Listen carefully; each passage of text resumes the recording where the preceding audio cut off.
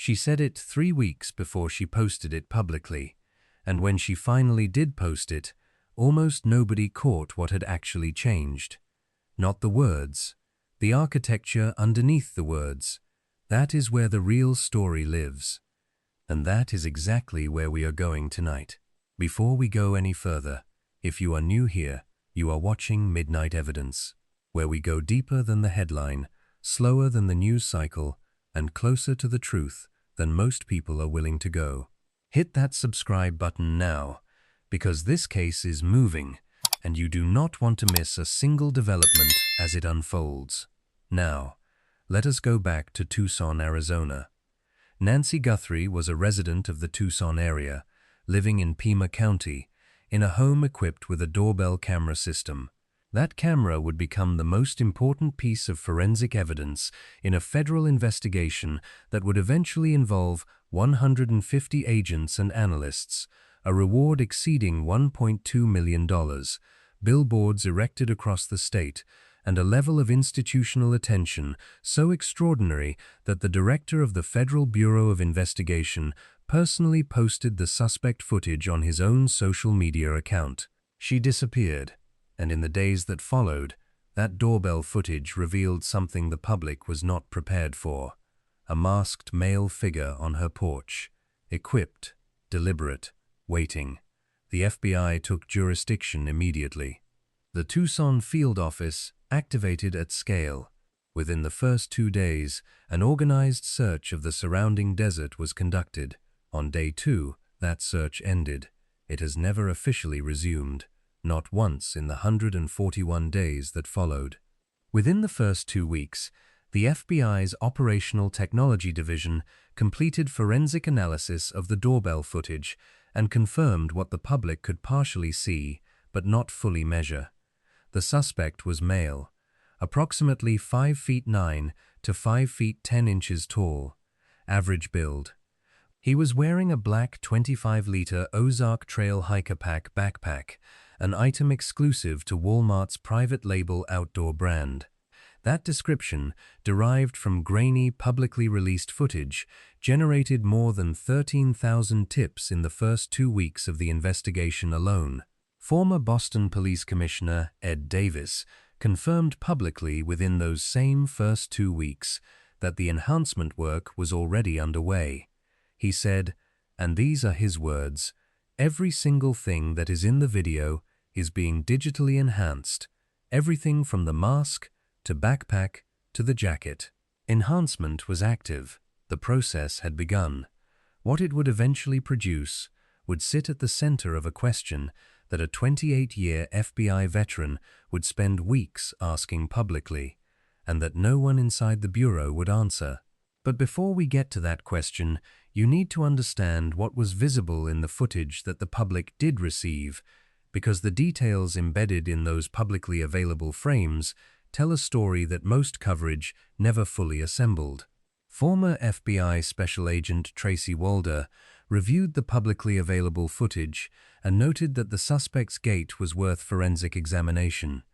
Gait analysis, the specific pattern of how someone walks, including hip rotation angle, stride length, arm swing, and foot angle at footfall, constitutes what is known as a behavioral biometric. It has been used as identification evidence in federal prosecutions. In an enhanced version of the porch footage, that analysis would be measurably clearer and more precise than anything visible in what was released. A body language expert reviewing the footage for Fox News assessed that the suspect's jawline appeared puffy, suggesting possible beard stubble beneath the mask. Former homicide detective David Lyons noted that the suspect appeared to hold a small flashlight in his mouth while working at the door, a habit he identified as common among people who work in the trades.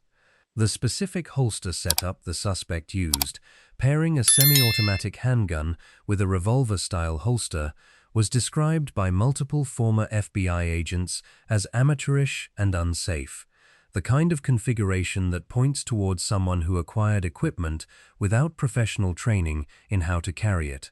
And then there was something that almost no other analyst addressed publicly.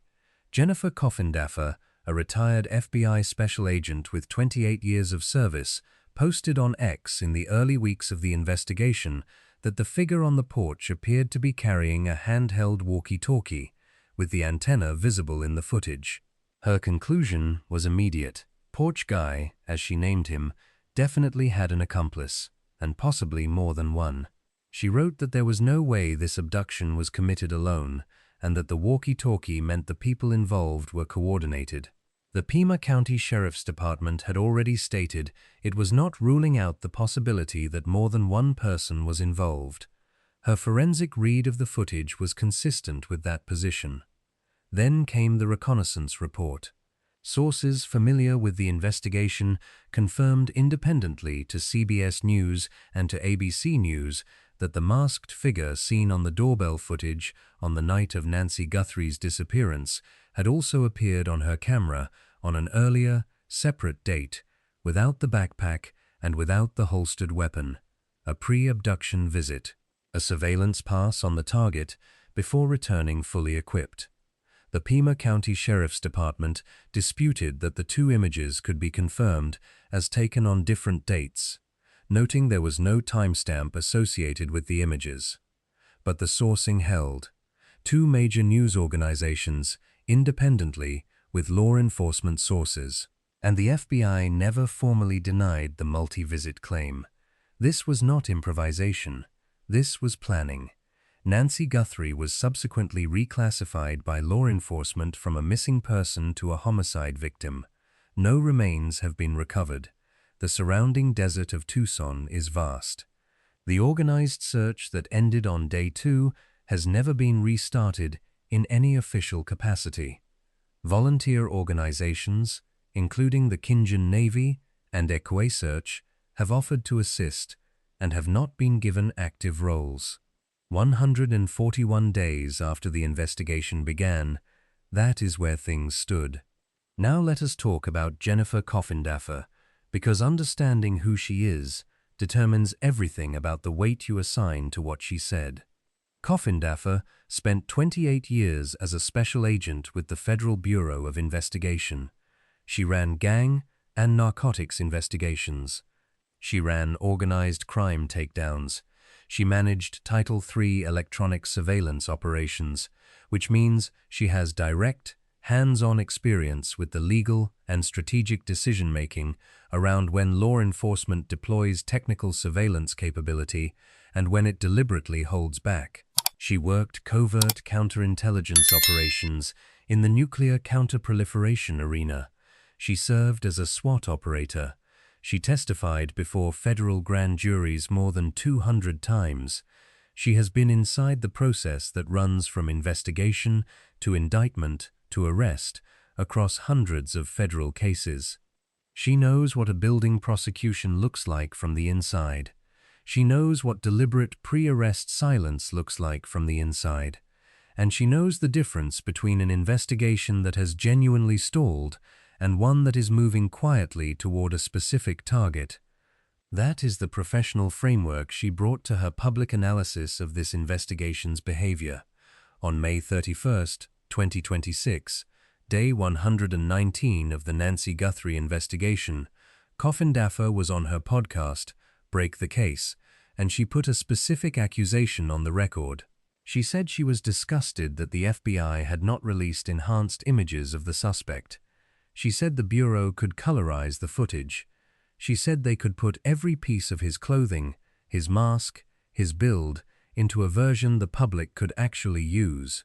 She had 28 years inside the FBI. She knew precisely what the Operational Technology Division is capable of, and she was saying publicly that the capability existed, the footage existed, and the image the public needed had not been produced. Then she asked why. Standard digital forensic enhancement of surveillance imagery goes well beyond a simple sharpening filter. Forensic imaging techniques include algorithmic deblurring that reconstructs spatial information lost in compression, and multi-frame analysis that pulls every available frame from a footage sequence and computationally combines them to produce a composite image with substantially more resolution than any single frame contains. Enhancement can isolate the jawline visible beneath the mask's lower edge, the nose bridge above it, the shape of an ear partially visible at the side of the head. These are measurable, comparative characteristics that do not require a face to be fully visible to be useful. The shoe soles visible in the footage carry tread patterns that are brand and model specific. The wrist area, where a glove meets a sleeve, can sometimes reveal skin, including tattoos or distinctive markings. All of it resolvable through the tools that Ed Davis confirmed were being applied from the beginning of the investigation. What Coffindaffer confirmed on May 31st was that the finished product of that enhancement process, the sharpened, potentially colorized, fully analyzed version, exists and has not been released. Those are two separate claims, sourced to two separate credentialed individuals, both on the record. The decision was never whether to enhance the footage. The decision was whether to release what the enhancement produced, and that decision had been made the same way, every single day, for 141 days. Then came June 19th, 3 weeks after her podcast. 3 weeks of watching the specific silence she had named publicly refused to break, and when she posted on X that day, the question she was asking was fundamentally different from the one she had asked on May 31st. On May 31st, the question was technical. Why hasn't the FBI deployed the tools it demonstrably has? By June 19th, the question had evolved into something else entirely. She wrote, "Or do you know who Porch Guy is?" 5 words placed mid-post, not at the end, not as a final thought, but exactly at the point where the post pivots from cataloging what law enforcement has not done to asking whether the reason they have not done it is intentional. She had spent 2 bullet points building the case that law enforcement needed the public's help to identify the person in the footage. Then she stopped and asked whether the premise of that entire argument was even correct. What if law enforcement no longer needed help identifying him, because the identification had already been made through other means? A retired FBI special agent does not make that shift lightly. She makes it after watching a specific silence persist long enough that accident and oversight stop being satisfying explanations, and her professional judgment, grounded in 25 years of watching exactly this kind of institutional behavior from the inside, told her that the pattern she was reading was consistent with one thing: an investigation that knows more than it is showing. She closed her post with a conclusion that carried the full weight of that career behind it. Either law enforcement knows who is responsible, or the ball has been dropped. 25 years in the FBI tells me they must have an idea of who is behind this. That is not frustration. That is a professional assessment, and the question it raises is one that this investigation has not yet publicly answered. We are just getting started. Part 2 goes even deeper into what Coffindaffer posted the following day, what her 10-point plan reveals about which explanation she actually believes, and what the pattern of institutional silence in this case looks like when every element is examined together. If this episode made you think, made you look twice, or made you want to know more, take 5 seconds right now and subscribe to Midnight Evidence. Leave a like on this video. It tells us you want more coverage like this. Nancy Guthrie's case is not over, and neither is this investigation. 141 days, no arrest, no remains recovered, no enhanced image released to the public, and a retired FBI agent with 28 years inside the institution asking a question that the investigation has not answered. That is where Part 1 left us, and that is exactly where Part 2 begins. Because the silence in this case is not uniform, it has a shape, it has a pattern, and when you examine each piece of that pattern individually, and then step back and look at all of it together, what Jennifer Coffindaffer has been arguing becomes harder to dismiss and more precise than most coverage has acknowledged. Let us start with the resource question. because it is the most direct institutional signal available in this investigation and the one that receives the least analytical attention. 150 agents and analysts are still actively assigned out of the Tucson field office. Federal investigations do not maintain that level of resource deployment on cases that have genuinely gone cold. Staffing winds down on dead cases. It is maintained on live ones. The 150 are still there. What that tells you is that this investigation, from the inside, does not look like what it looks like from the outside. Now consider the camera footage question. The Catalina Foothills is a residential neighborhood with privately maintained home security cameras across multiple properties. The FBI's technical capability in this investigation was already demonstrated in a way that former FBI cybercrime agent E.J. Hilbert described publicly. He said that Nest and Google delete billions of data points every hour, and that finding the footage they recovered meant finding a single needle in a 10,000-square-foot haystack. FBI Director Kash Patel himself described it as finding a needle in a haystack. That is the documented technical capability this investigation has at its disposal. The fact that it has produced exactly one public release of camera footage across 141 days is not a function of what the FBI is capable of finding.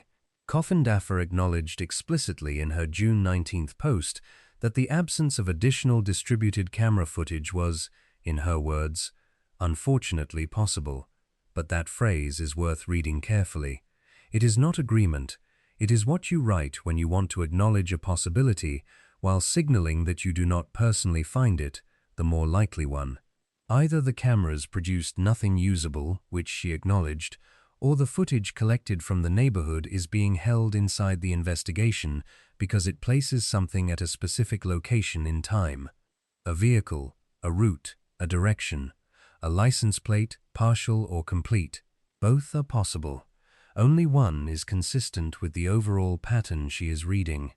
Then there is the element of the case she has flagged most consistently since the early weeks. No documented contact with Mexican authorities from the beginning of the investigation. Mexico was identified as a possible destination from the first days. The geography makes it unavoidable. Tucson sits roughly 60 miles from the border. A planned abduction that required removal from the scene would have considered that route as an option. A volunteer Mexican search organization recently investigated an anonymous tip pointing to a stream area called Maraosa, approximately 70 miles from Tucson.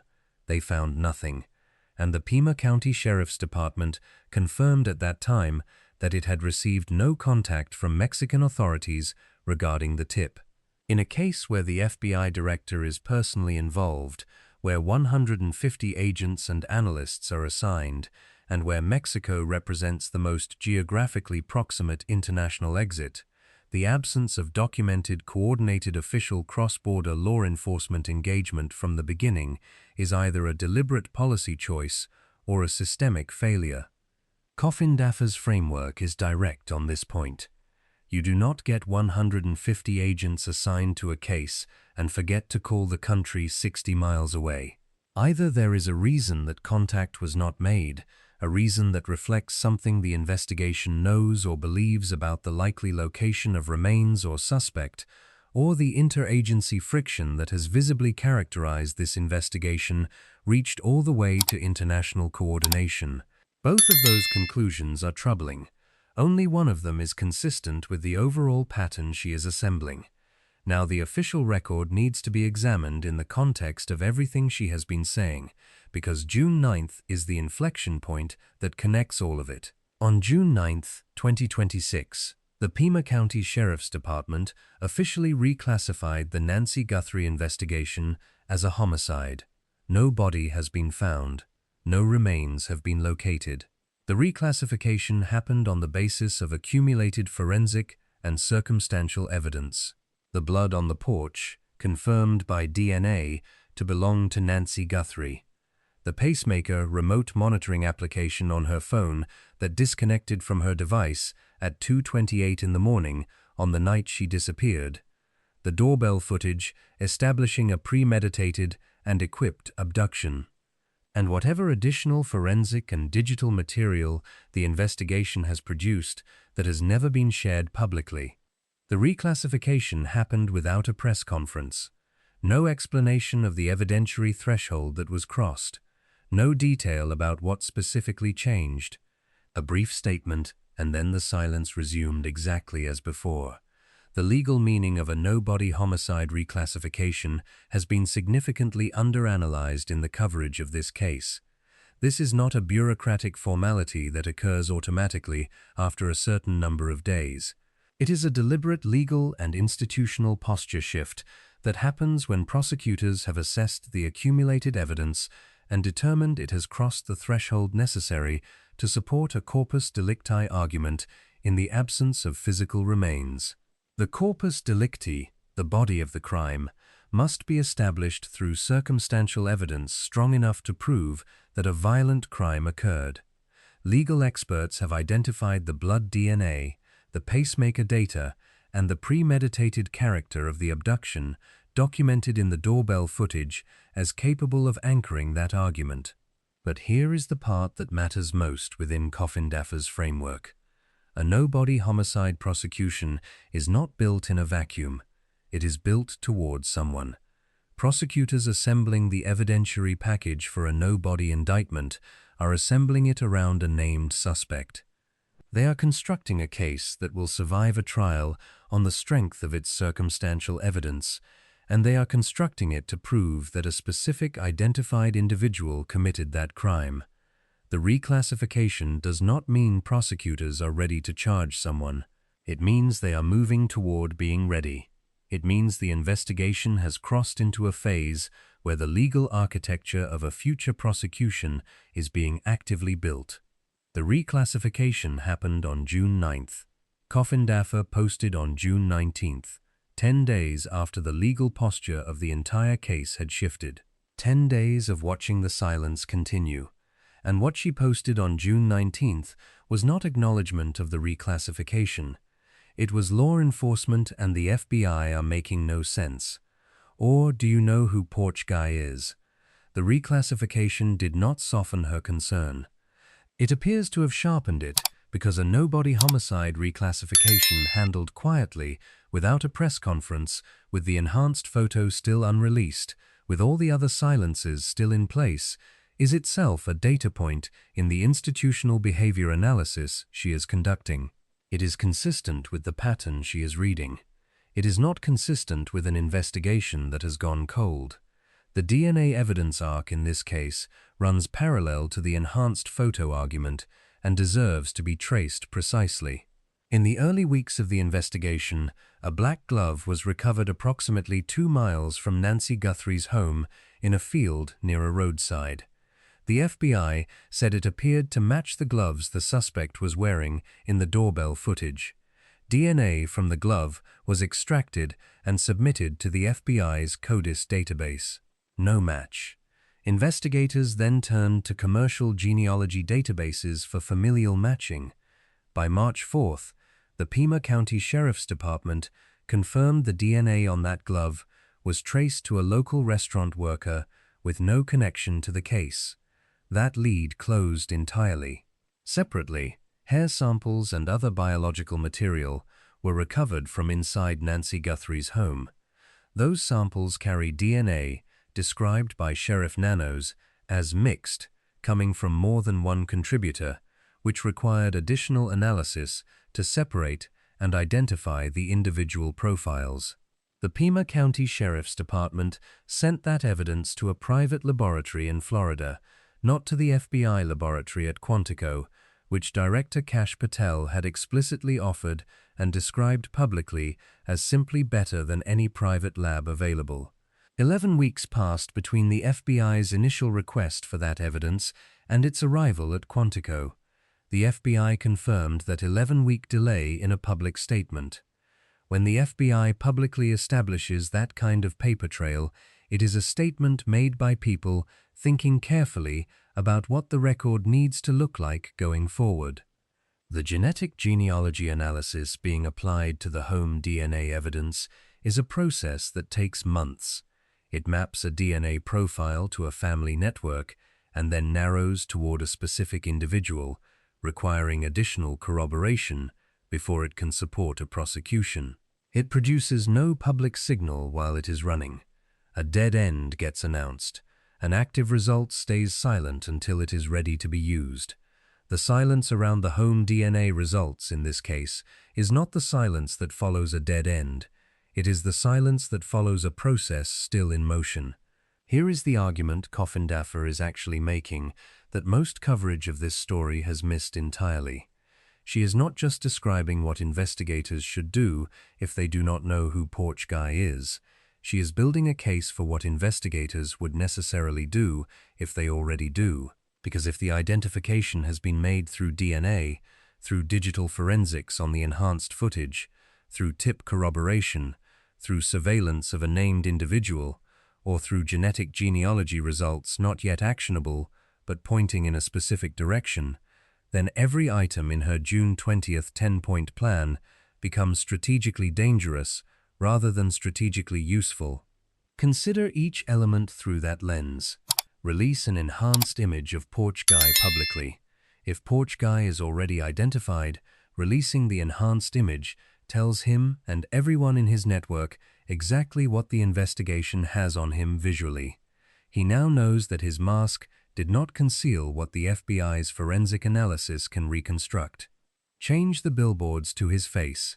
If he is identified and living in or near Tucson, which, given that this appears to have been a locally planned operation with local knowledge of the target, is a reasonable assumption, a billboard with a detailed forensic composite reaches every person who knows him, his associates, his employer, his family, everyone who might coordinate a story, destroy evidence, or help him leave. Release his shoe size based on porch tile photogrammetry. A shoe size estimate derived from tile measurements reveals the level of granularity the investigation has reached on the footage, telling the suspect exactly how closely every frame has been analyzed. Deploy volunteer search organizations.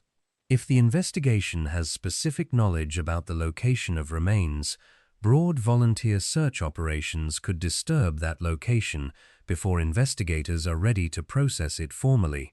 Or if the location is under observation as part of active surveillance, volunteer activity in the area could alert the subject that law enforcement is working that terrain. Release traffic and camera footage of a vehicle. If the vehicle has been identified, releasing that footage tells whoever used it that they are on camera, the kind of information that causes people to move, destroy physical evidence, or alter the account they plan to give. Every item on that list, examined through the lens of a suspect already identified and an investigation in the pre-arrest phase, reveals itself as an action that would compromise the prosecution rather than advance it. Coffindaffer knows this. The entire architecture of her June 20th plan is built around the scenario in which her hypothesis is wrong. Because if the hypothesis is right, the plan should not be executed. The word "unless" is load-bearing. It is carrying the weight of her actual belief about what is happening inside this investigation. In the federal criminal justice process, when investigations move from evidence gathering into the phase preceding charges, the process goes substantially dark. The FBI itself has documented that federal agents may in some circumstances delay making an arrest in order to obtain additional evidence proving a suspect's guilt. Pre-arrest phases in federal cases can extend for months. If and when a grand jury is involved, those proceedings are conducted entirely in secret by statute. Witnesses cannot discuss their subpoenas publicly. Testimony is sealed. Any indictment is sealed until the moment of arrest. From the outside, a case in that phase produces no public signal that it has entered it. The Sheriff's Department continues to describe the case as active. The FBI continues to say it is committed, and from the outside, those statements look identical to what law enforcement says when an investigation has genuinely stalled. Coffindaffer has not said a grand jury has been convened. No reporting has indicated that. What she has said is that the specific combination of withheld evidence, absent searches, quiet homicide reclassification, and continued resource deployment fits the pattern of a case building internally rather than one that has gone cold.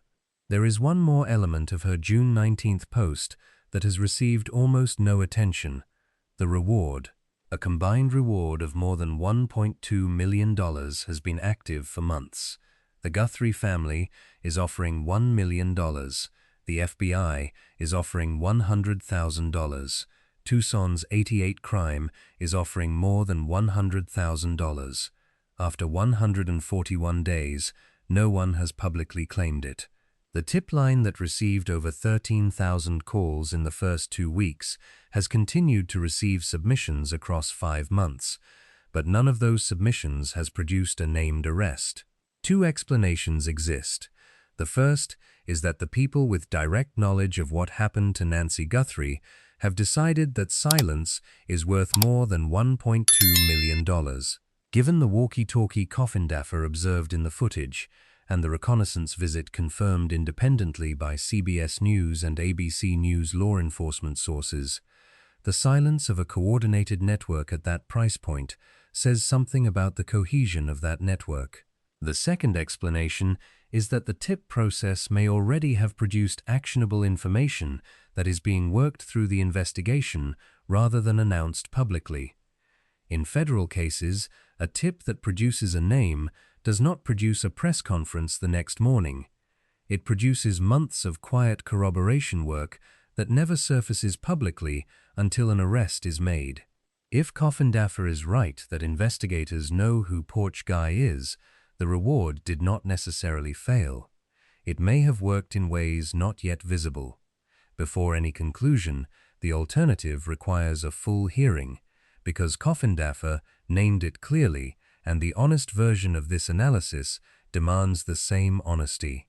The other possibility is that the ball has been dropped, that 141 days of institutional silence reflects genuine investigative failure rather than strategic discipline, that the enhanced photo has not been released because the decision-making process between 2 agencies visibly in tension has produced inaction rather than strategy, that the 4-day delay at the start of the investigation, which FBI Director Kash Patel described publicly to News Nation on June 5th as critical time the FBI was kept out of, cost the investigation momentum it has not recovered in 5 months.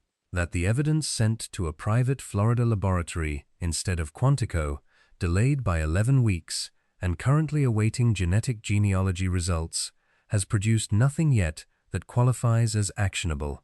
Kash Patel told News Nation that the FBI showed up immediately and was not let in for 4 days.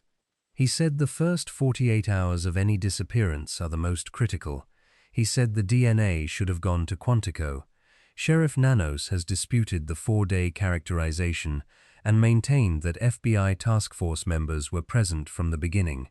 Both versions of that dispute reveal real friction, and an investigation running under sustained interagency friction, even if each agency is working hard on its own track, is one where coordination failures are more likely than in a case with genuine unified command.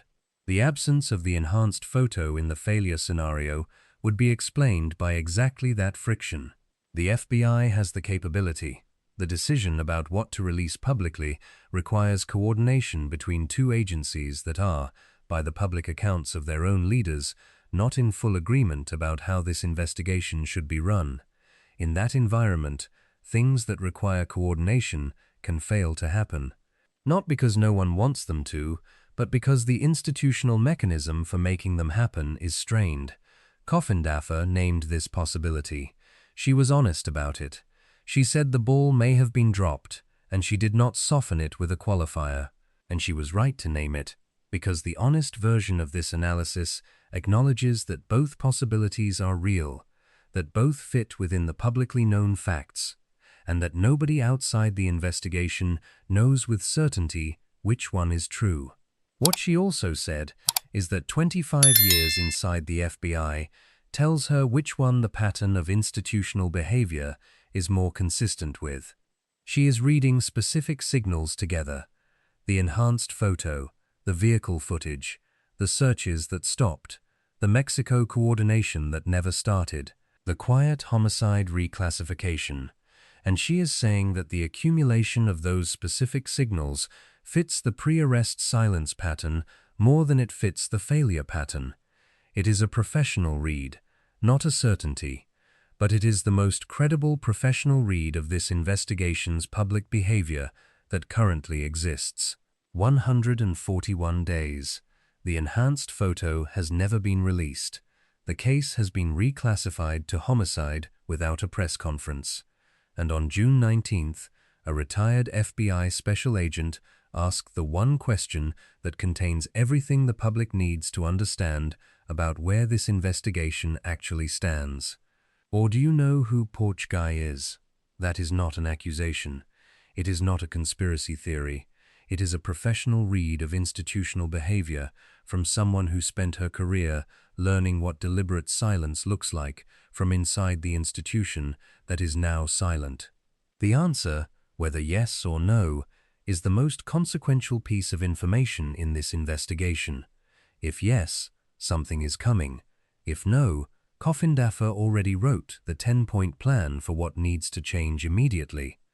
Either way, after 141 days, neither answer should still be secret. If you have any information about the figure on that porch, about anyone who had access to a black 25-liter Ozark Trail hiker pack, about anyone matching the physical description of a male between 5 feet 9 and 5 feet 10 inches tall with an average build, about anyone who was in the Catalina Foothills area of Tucson in the weeks before this case began, or about anyone connected to this case who said or did something that did not sit right, contact the FBI at 1-800-CALL-FBI.